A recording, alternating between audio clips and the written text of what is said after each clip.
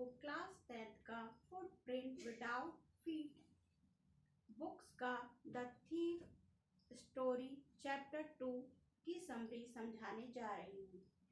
The thief story, इसमें एक चोर अपनी कहानी बता रहा है। वह बता रहा है कि वह एक 15 साल का लड़का है और वो किस प्रकार से अनिल से दोस्ती करता है और उसका बिल्कुल विश्वास पात्र बन जाता है और उसके यहाँ कार्य करने लगता है, और वह किस प्रकार उस व्यक्ति के यहाँ चोरी करता है और फिर उसके विश्वास को कैसे धोखा देता है। क्या वह उसको धोखा दे पाया या नहीं, वह इस बारे में भी अपनी कहानी में बता रहा है। वह बता रहा है कि मैं एक चोर 15 साल की उम्र में एक चोर बन गया था और मेरा हाथ चोरी में बिल्कुल निपुण हो गया था। तभी मैं अनिल नामक व्यक्ति से मिला। अनिल उस समय कुश्ती का एक गेम देख रहा था। जब वह उसके पास पहुंचा, उसने देखा कि अनिल एक 25 साल का लंबा पतला सा व्यक्ति है जो देखने में बहुत सज्जन, दयालु और सिंपल सा लग रहा था। वह उसके पास गया और उससे दोस्ती करने के लिए उसने कुछ बहाने बनाए कि जिससे कि वह मेरे साझिल जहाँ से मैं आ जाए। वह उसके पास गया और बोला कि तुम भी, मुझे तो ऐसा लगता है कि एक कुश्ती बन। वह अनिल से बहाना बनाते हुए कहता है कि तुम तो मुझे एक रेसलर जैसे दिखते हो। अनिल कहता है, मैं तुम्हें एक रेसलर जैसा दिखता हूँ? मैं तो इतना पतला सा व्यक्ति हूँ। फिर वह कहता है ठीक है। फिर वह सज्जनता पूर्वक मुझसे कहता है कि तुम भी मुझे थोड़े थोड़े रेसलर जैसे दिखते हो। व्हाट इज योर, तुम्हारा नाम क्या है? वो कहता है, चोर कहता है, हरी सिंह। चोर उससे झूठ बोल देता है। वह उससे झूठ इसलिए बोलता है क्योंकि वह पुलिस की नज़रों में पकड़ा ना जाए, क्योंकि वह अलग अलग नाम से लोगों को ठगा करता था, चोरी किया करता था, इसलिए वह किसी को अपना सही नाम नहीं बताता था। अब पूछताछ के बाद आपस में पूछताछ होने लगी। फिर अनिल उससे थोड़ी बहुत बातें करता है। फिर अनिल एक दूसरे रेसलर से जो अच्छी तरह से अपने शरीर पर तेल लगाए हुए था उससे बात करने लगता है। तभी वह देखता है कि वह जिस रेसलर से बात कर रहा है वो भारी वजन उठा रहा है और दूसरे रेसलरों को इधर से उधर पटक रहा है। इसलिए उसने उस समय अनिल से बात करना उचित नहीं समझा। अनिल जब उससे बात करके जाने लगा तो वह भी उसके पीछे पीछे अनिल के पीछे जाने लगा। अनिल ने उसे अपने पीछे आते देख थोड़ा मुस्कुराया और कहा कि तुम्हें मुझसे क्या काम है? चोर बोला कि 3 स्टार्ट करेंगे। चोर बोला कि मैं तुम्हारे यहाँ काम करना चाहता हूँ। अनिल बोला कि मैं तुम्हें काम पर तो रख लूंगा, लेकिन मेरे पास तुम्हें देने के लिए कुछ नहीं है। चोर एक मिनट के लिए सोचने लगता है, जब इसके पास मेरे को देने के लिए कुछ नहीं है तो मैं इसके यहाँ क्या चुराऊंगा। लेकिन फिर भी वह उससे कहने लगा, फिर भी मुझे कुछ काम दे दो। अनिल कहता है, क्या तुम्हें खाना बनाना आता है? तो वो कहता है, वह झूठ बोल देता है। चोर उससे झूठ बोल देता है कि हाँ, मुझे कुछ खाना बनाना आता है, लेकिन वास्तव में उस चोर को कुछ खाना बनाना नहीं आता था। फिर धीरे धीरे चोर उसके घर में प्रवेश कर जाता है और अनिल उससे खाने बनाने के लिए कुछ कहता है तो वह उल्टा सीधा उसके लिए कुछ बना लाता है। फिर भी अनिल जब खाता है तो वह उसका खाना पसंद नहीं करता है। वो ऐसा खाना बनाता है कि वो तो डॉग भी ना खा सके। वह उससे कहता है, चोर से कहता है कि जाओ तुम अब बालकनी में मेरे सो जाओ। वह उससे चोर से कुछ नहीं कहता, खाने के विषय में वह चोर से कुछ नहीं कहता है।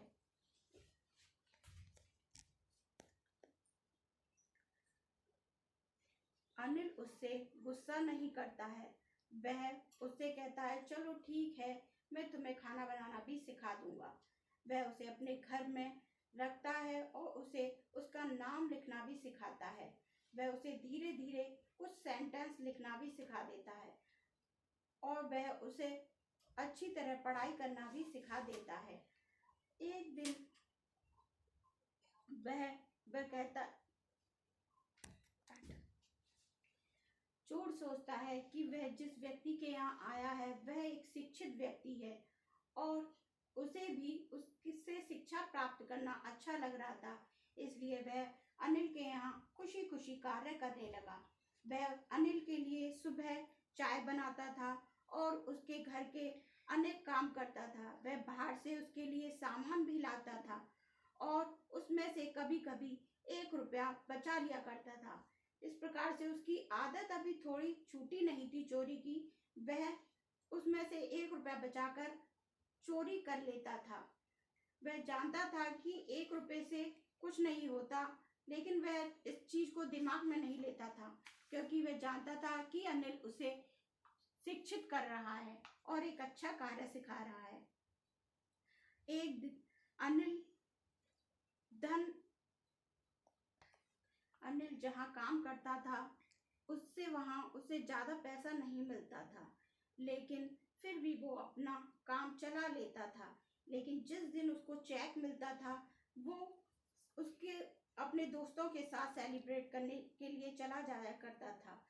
वह अपनी कमाई का पैसा ज्यादा बचाता नहीं था। वह अपने दोस्तों में उसे खर्च कर देता था। वह एक मैगजीन लिखने का कार्य करता था जिससे उसे कुछ ज्यादा रुपए नहीं मिलते थे, लेकिन एक दिन उसने ऐसी मैगजीन लिखी जिससे खुश होकर उसकी कंपनी ने उसे एक नोट का बंडल दिया क्योंकि उसकी बुक पब्लिश हो चुकी थी। एक रात जब वह उस नोट के बंडल को लेकर घर पर आया तो उसने चोर से कहा कि जाओ, इस बंडल को तुम अपने पास रख लो, संभाल कर रखना, मैं ये बंडल तुमसे वापस ले लूंगा। वह चोर पर अत्यधिक विश्वास करने लगा था और वह अपने घर की चाबी तक उसको दे दिया करता था। घर के लॉक की चाबी तक उसने उस चोर को दे दी थी। अब चोर को लग रहा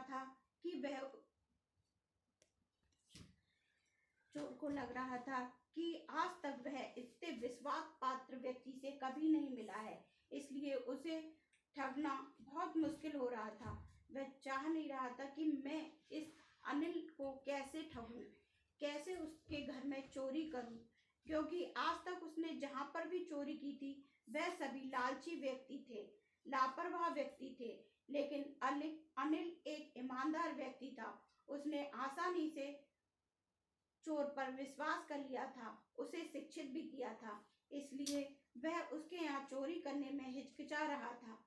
लेकिन चोरी करने वाले की आदत इतनी जल्दी नहीं छूटती है, इसलिए वह चोर उसके यहाँ चोरी करने के लिए अपना मन बना चुका था। उसने सोचा कि जब अनिल रात को सो जाएगा और तब मैं इस बंडल को चुरा लूंगा, लेकिन ऐसा नहीं हुआ। जब अनिल सोने बैठा तो उसने उस बंडल को अलमारी में से निकालकर अपने तकिए के नीचे रख लिया और तभी वह उस बंडल को रखकर सो गया। चोर उस बंडल को चुराने के लिए पहले तो अपना दृढ़ निश्चय करता है।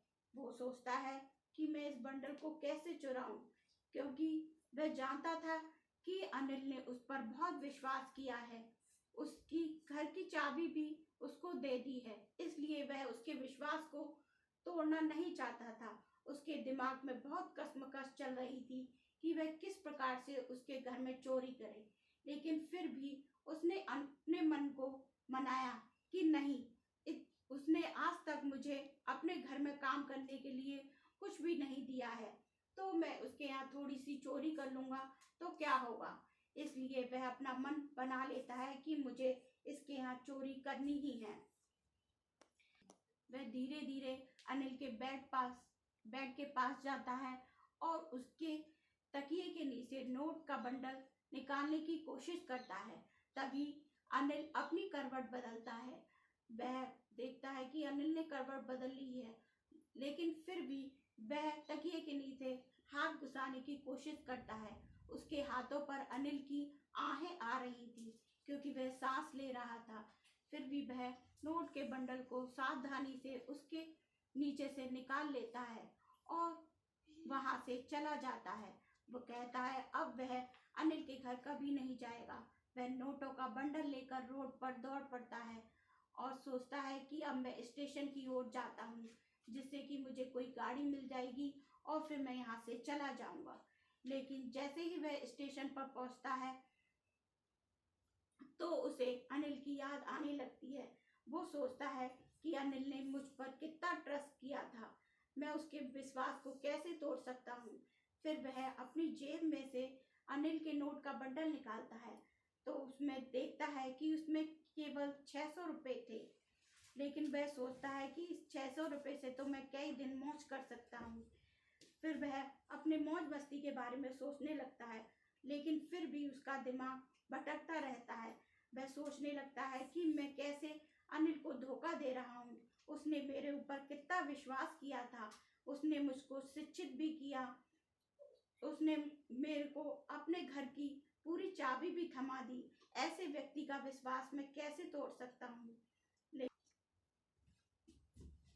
तभी ट्रेन आ जाती है, लेकिन चोर उस ट्रेन में बैठ नहीं पाता है। वह अनिल के विश्वास को धोखा नहीं दे पाता है। वह सोचने लगता है कि मैं अनिल को धोखा नहीं दूंगा, इसलिए वह वापस लौटने लगता है। वापस लौटते समय ही तेज बारिश आ जाती है और वह पूरा बारिश में भीग जाता है। वो नोटों का बंडल भी बारिश में भीग जाता है, लेकिन वह जल्दी जल्दी पैर बढ़ाते हुए अनिल के घर की तरफ दौड़ता है। आधी रात होते ही वह अनिल के घर पहुंच जाता है और धीरे से दरवाजा खोलकर अंदर कमरे में चला जाता है और नोटों के बंडल को अनिल के तकिए के नीचे फिर से रख देता है। वह नोट सारे गीले हो चुके थे, लेकिन फिर भी वह अनिल के तकिए के नीचे उन बंडल को रख देता है और जाकर बालकनी में सो जाता है। अगली सुबह होती है, वह अनिल के लिए चाय बनाता है और अनिल को चाय देता है।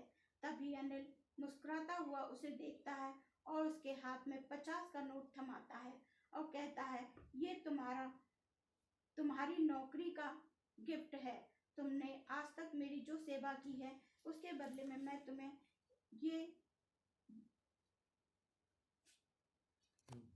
ये पेमेंट अदा कर रहा हूँ।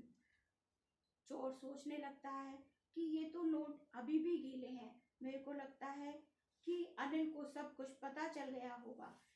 वह अनिल की तरफ फिर से देखता है और अपनी आंखें नीचे कर लेता है, लेकिन अनिल उससे कुछ भी नहीं कहता है, केवल उसकी तरफ मुस्कुराता हुआ वहां से चला जाता है। इस पाठ से हमें यह शिक्षा मिलती है कि यदि कोई हम पर विश्वास करता है तो हमें उसके विश्वास को धोखा नहीं देना चाहिए। यदि ये आपको वीडियो पसंद आया हो तो लाइक करना और शेयर करना और मेरे चैनल को सब्सक्राइब करना, घंटी वाला आइकन जरूर बजाइएगा।